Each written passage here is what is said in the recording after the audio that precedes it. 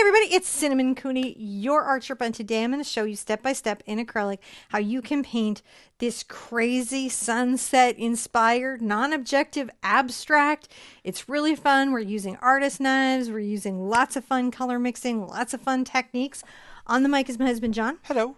He's going to make sure that every tip, trick, technique, acrylic, abstract information that I share with you, you can really see by pointing the camera at it. This is part of Acrylic April, a daily painting program. So if you thought this was funny, you'd like to do 30 more of them, one every single day. That is going on right now, or maybe you're finding this on replay if you are. Hi too. We do Acrylic April every year where we get together because nothing makes you a better painter than painting every single day. And we kind of dive a deep dive into a theme or concept, and this year's abstract. Other information, check that description below. Stuff, it's down there. I hide it down there all the time. Things like the materials in the description. Things like the link to the website where you can find these materials if you want to get them from us. They should all be there. I don't mind if you also cross shop, always cross shop. Get the best possible deal. The other resources, website, theartsherpa.com, information about, where you could go to the school if you do want these to be more sequential, and a place where they're just like connective, because sometimes YouTube search is crazy. Let's be honest. Sometimes it is, and it doesn't always give you exactly what you're looking for, and that can be frustrating in a 30-day program. The Acrylic April group, a place to share your acrylic journey in abstract. I hope you're loving this year. I hope you have paintings that you're super excited about, super nervous about. I think I want to show you right now how fun this is to actually do. Easier than you think. Let's jump right on in and get started. Let's go over the materials in today's abstract class. We have an 8x8 canvas, as per the usual all April. We have Mars Black, Dioxazine Purple, Ultramarine Blue, Quinacridone Magenta, Cad Red Medium, Cad Yellow Medium, and Titanium White on the palette. Are we ready to throw up a step, Sir John? Yes, we are. I think I'm ready to have a step. So I'm going to be using the 2-brush method. So I have a dry soft brush right now that's a 1-inch mop, and then I have another mop. It's not a 1-inch, it's a 3/4 mop, but it could be a 1-inch mop. I just want 2 soft brushes would be the goal. I'm going to get this one wet, and I'm going to go ahead, and I like to start with maybe like a little bit of the white on white. Very abstract. And there's a curve to the brush stroke. I'm going to tell you right now. I'm kind of curving the brush stroke a little bit. Now, while it's still wet, I'm going to go ahead and get a little bit of my yellow and kind of dust that in there.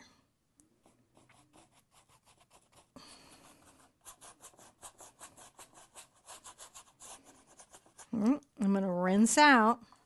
You can see it's quite light. And I'm going to get just a little bit of yellow and my orange together. It's very light. And I'm going to come in with that orange and yellow. It's okay if it kind of comes underneath the brightest part. I want a little more orange and a little more yellow and a little less peach. Now here I might curve. Notice I'm curving the stroke, kind of in little circular motions to sort of blend.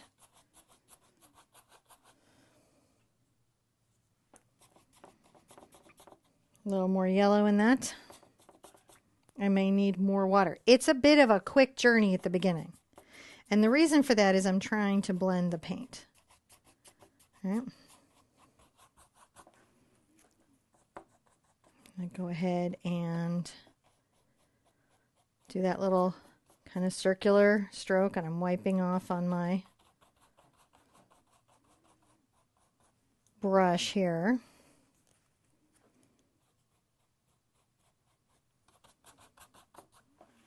Now I'm going to take my quinacridone and a little bit of my blue, and I'm going to get a little white into it. I'm going to come right here.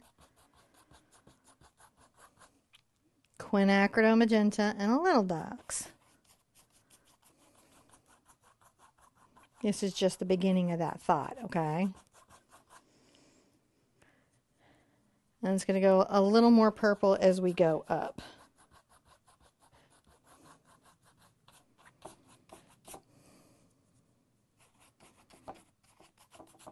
working pretty quickly. If I need just a smidge, and I'm just barely touching the water. The trick to this is just finding that balance. That's why I use a synthetic brush, is because it really does help me with this. Now, if it's still wet, I may be able to come back with this dry brush and soften areas of the painting.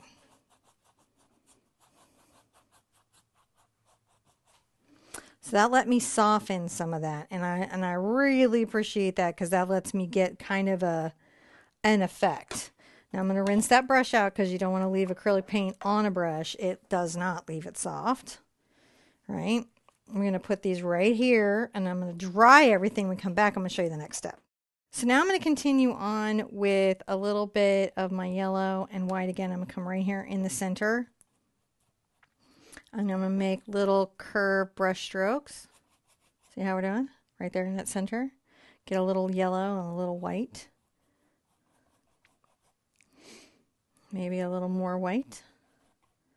Right? And forcing that light area. Still using the 1-inch. You could use either of the brushes at this stage. I'm going to grab a little of my yellow and red.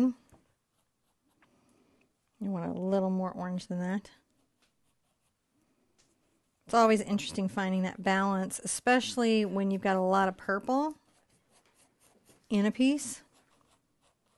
And you'll notice I'm curving. See that little sort of upward flick? It's not circles. Flick, flick, flick. Yeah, that is helping me. That is my friend. Come back, I dampen the brush. It's a friendly flick. It really does help me. I'm just coming through here. It's just gentle.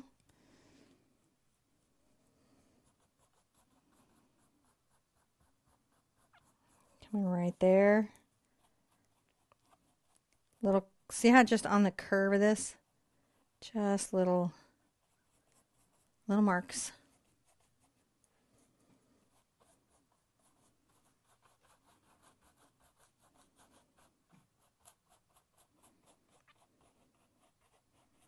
The colors here all matter. They're just, they're just a little bit soft.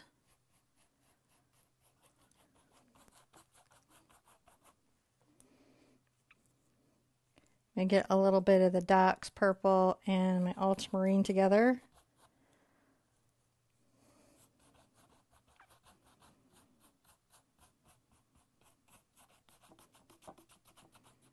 Kind of deepen this top part here.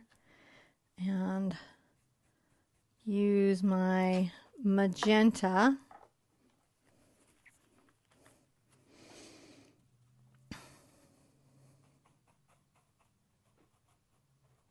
in the corner of that brush. Look at how that's shaped. Just using the corner of that brush to kind of finesse it.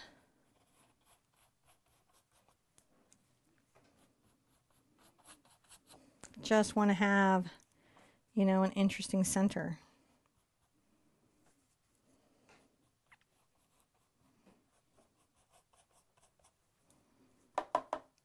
Isn't that interesting? With my brush damp, you can see I can soften it out. Look at how we do.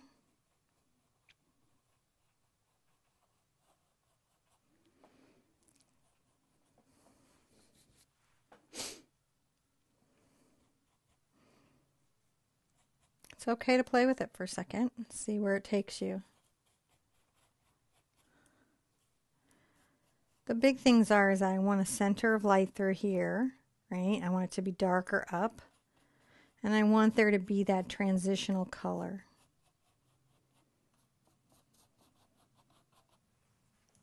Okay, we're going to dry everything again. When I come back, I'm going to show you what you do next. So we're going to do some artist knife work, and we're going to kind of be working in an S-curve through here. I'm going to come here to my purple, and I'm going to get just a little of my white into it, just so that we can see it's purple.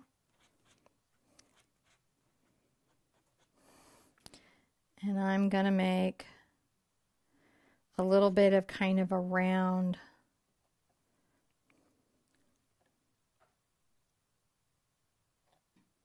little shape there. See how we're doing? A little white over here, just to reveal the purpleness. We need to see that's purple. It can be dark, but I do want it to be purple. I'm loading to the right-hand side. I don't want a mix of white in it, so that's why you see me working out the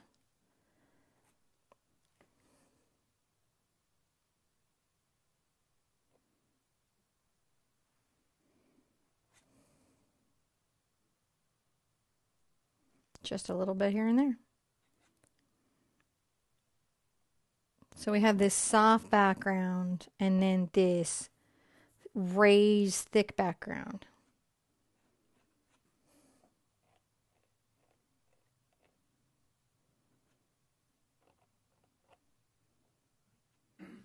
Come in with my little, you can see I'm just adding those different values. Now I'm coming back with purple. I might go on top of a little spot. And I am being circular with the knife.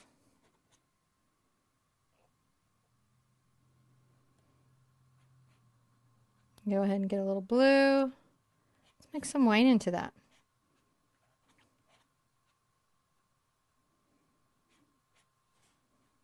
Let's mix some white into that blue. All right. Look at that. That's interesting, isn't it? Just a little bit right there. Something fun and playful. You can come and get a little more of the pure blue there. You see that's a deep value. And I'm letting the paint really show. Can you show them how like raised that is? Is there a way to zoom in so they can really see that it's quite thick? I think you can quite see it quite well. It's like as you're building this, but I'll zoom in more here. Okay.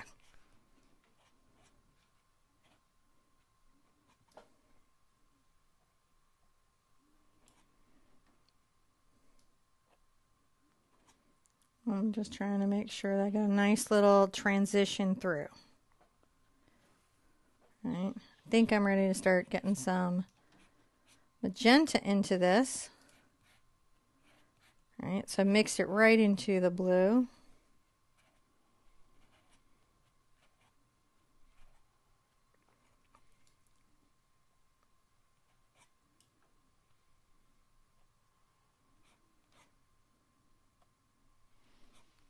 Just making little marks. Little open spaces, little closed spaces.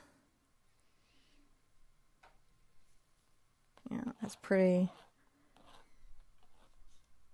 spectacular.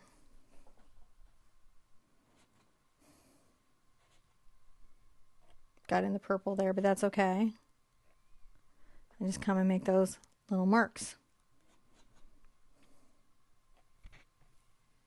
Opened it up. Now I will wipe off on my paper towel sometimes. Come into my magenta. I just added some white.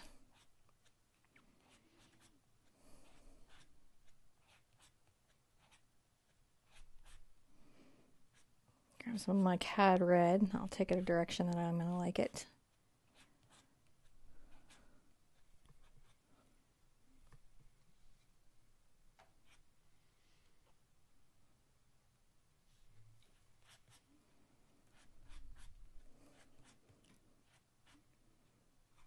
A little more white in there. You can see that makes a difference in that value.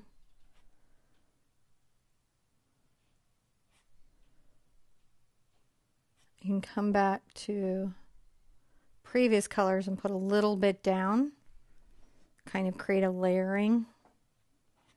I'm very light with the brush, and you can see the load. I come in, I scrape off, right?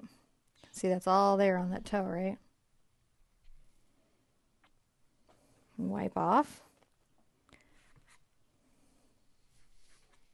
Take some of my cad red. It's always just an interesting color, you know, on its own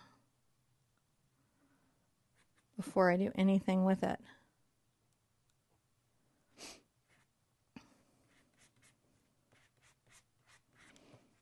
Probably will have to get some yellow.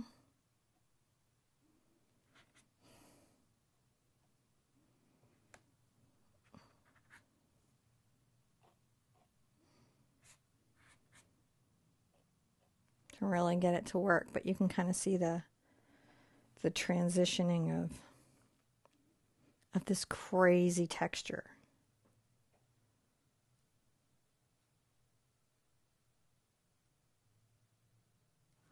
All right, I'm going to get some yellow out there. I'm going to put a little more out, and that can be kind of hard if you're using pure pigment. I know you feel it. You're feeling it there, but it is worth it.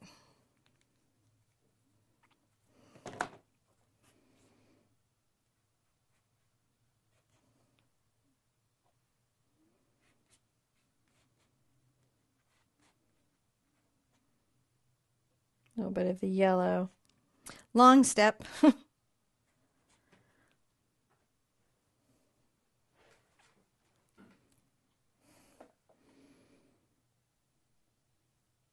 It's just a fun one, though. Get a little white into that.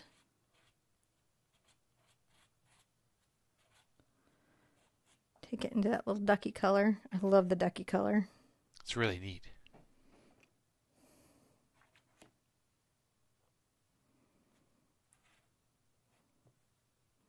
Scrape it back on there. Ooh, got a little black in there. So what I'm going to do is I don't want black right there. I'm going to remove it. Now, if I accidentally bump a plop of paint and I put a color down I don't want, I will take it out.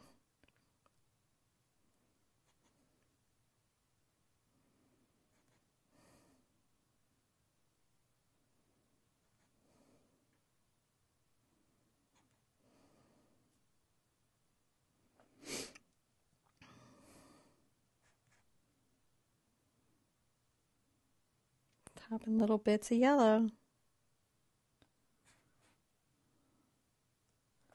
And that just definitely creates some interesting spaces. There we go.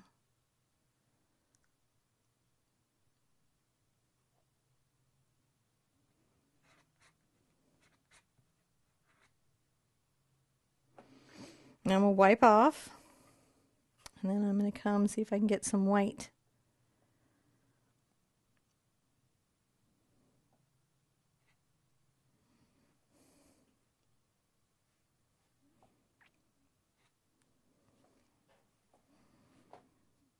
And I'm just very carefully putting a little white right there.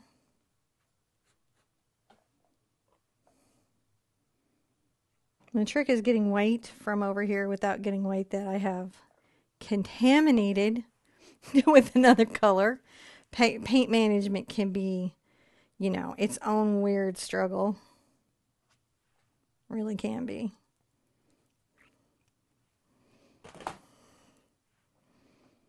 Grab a little bit of white here.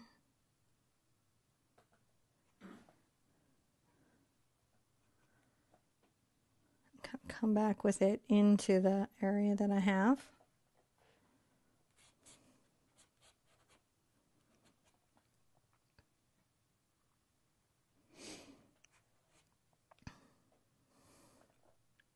And that looks pretty good. I'm liking that.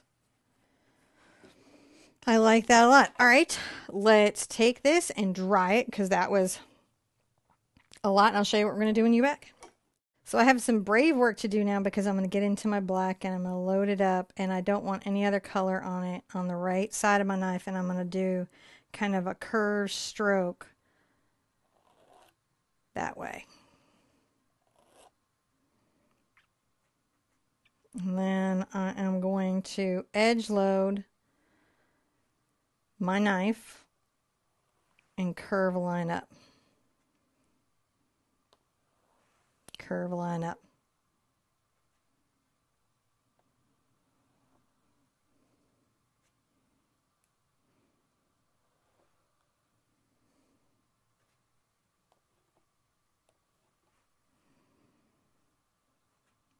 I really don't want that little white there to get into it. Right?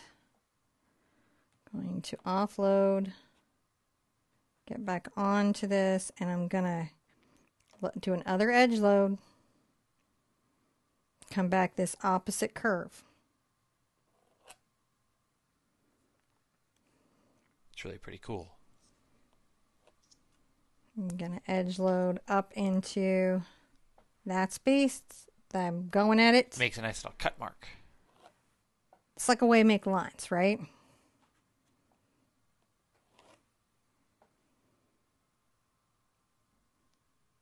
Now I'm going to take a little bit of this on my knife and I'm going to make a little dot. Couple little dots.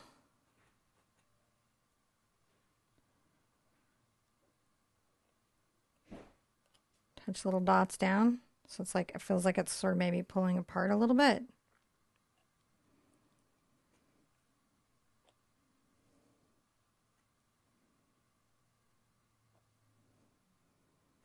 Right on here. Maybe right on top of it. And I don't know. Here's the thing, what I don't know what you can see. But I don't know if you can see it when I make a mark on top of the scraped paint. It creates this fascinating texture that you see in light that I love.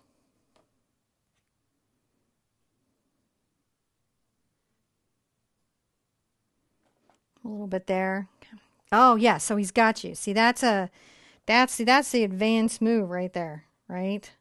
Taking a minute and thinking about the way a dark, strong moment could be made perhaps a little more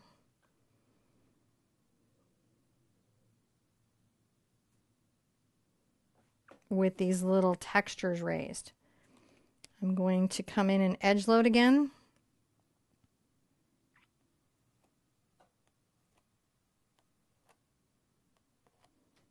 Little cross beams there. That's strong stuff. So the genesis for this is that online we do a lot of silhouette paintings, right? Because that's a thing that you can teach a student early. And put a little mark there. And so this is a deconstructed sunset silhouette painting. I don't know. I just really dig it. I think it's pretty cool. I really, really dig it. I like the texture in this one. Yeah. I love the play of soft like versus texture. A dream coming off the surface. And honestly, I don't want to do much more to it. I feel like this is one I wouldn't go into it maybe. This is empty over here. It's hard. But that's nice. Yeah, so what I would say on something like this is iteration. You're going to find that space. I'm also not going to sign this one because every single mark, I'm going to add a little purple plop up there because there was a purple plop that was not built up. Let's actually give me a new step in. I'm going to step out the rest of my paint. So, yeah. The reason I'm disinclined to sign is, again, everything that we do here is meaningful. Including, you know, maybe putting a dark plop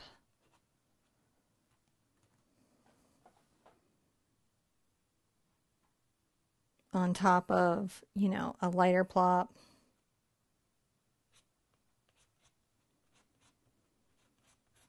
I am actually just working out some balance thoughts. See me toe loading the knife. Contrast matters, especially in color. It is impactful.